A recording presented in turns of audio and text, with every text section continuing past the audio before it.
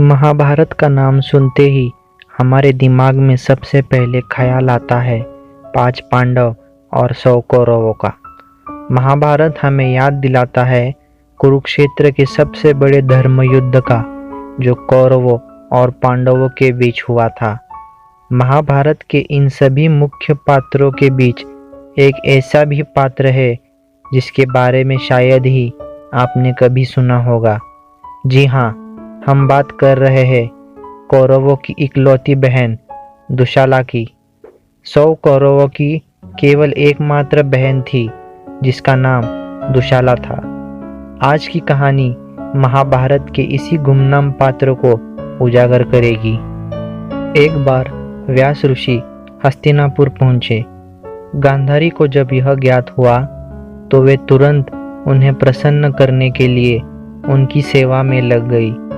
गांधारी ने ऋषि व्यास की खूब सेवा की और उन्हें किसी भी चीज की कमी नहीं होने दी और उन्हें प्रसन्न रखा। गांधारी की यह भक्ति भाव और सेवा देख ऋषि व्यास अत्यंत प्रसन्न हुए और उन्होंने गांधारी को वरदान दिया कि वे भविष्य में 100 पुत्रों को जन्म देगी। कुछ समय बीतने के पश्चात गांधारी ने गर्भ धारण कर लिया था।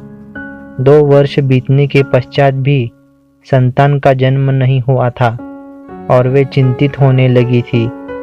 तभी एक दिन आया जिसका सभी को बेसब्री से इंतजार था। महारानी गांधारी ने एक संतान को जन्म दिया, लेकिन वह संतान जीवित नहीं थी। वे केवल एक मृत मांस का गोला था। गांधारी को इस बात से बेहद दुख हुआ और उन्होंने उस मांस के गोले को फेंकने का निर्णय लिया।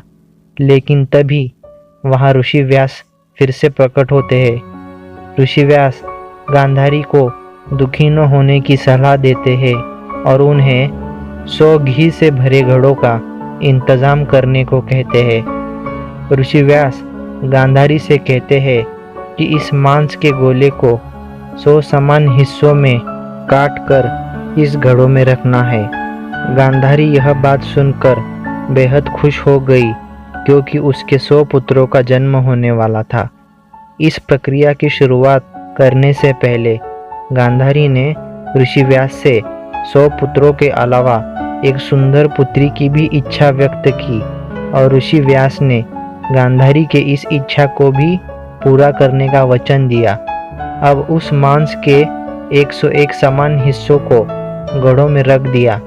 2 साल के लंबे समय पश्चात अब उन घड़ों को खोलने का समय आ चुका था। जैसे ही उन घड़ों को खोला गया, उनमें से गांधारी के 100 पुत्र और एक पुत्री का जन्म हुआ। उस एक पुत्री का नाम दुशाला था। धृतराष्ट्र और गांधारी के एकमात्र पुत्री होने के कारण दुशाला का बचपन बेहद सुखद बीता। दुशाला ने भीष्म पितामह के छत्रोछाया में अपना जीवन बिताया और उनसे शिक्षा प्रदान की। दुशाला का बचपन भले ही खुशहाल और आनंदमय था, लेकिन उसकी आगे की जिंदगी बेहद कठिनाइयों और दुखमय थी। उसकी पीड़ा का दर्दनाक सफ़र तभी से आरंभ हो चुका था जब उसकी शादी सिंधु प्रदेश के राजा जयद्रथ से हुई थी।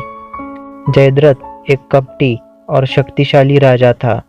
सिंधु प्रदेश से अच्छे संबंध बनाने के लिए महाराज धृतराष्ट्र ने अपनी पुत्री दुशाला की शादी सिंधु प्रदेश के राजा जयद्रथ से की थी।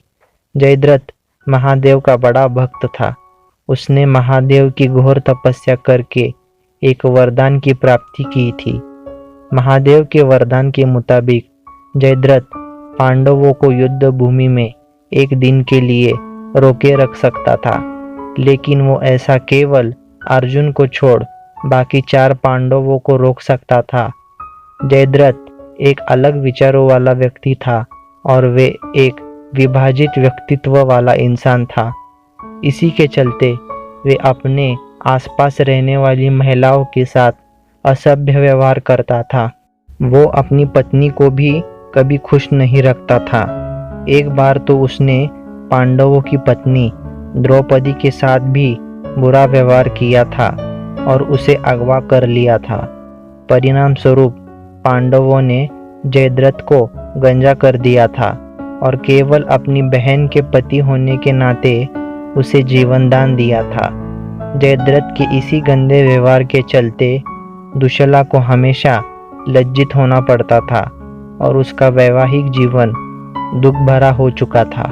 महाभारत युद्ध के दौरान जब कौरवों ने अभिमन्यु को मारने के लिए चक्रव्यूह का निर्माण किया था, तब जयद्रथ ने ही अपने वरदान का उपयोग करके पांडवों को युद्ध भूमि में रोके रखा था, जिसके कारण पांडव अभिमन्यु की सहायता करने चक्रव्यूह में प्रवेश नहीं कर सके और इसी का फायदा उठाते हुए कौरवों ने अकेले अभिमन्यु का वध कर दिया था।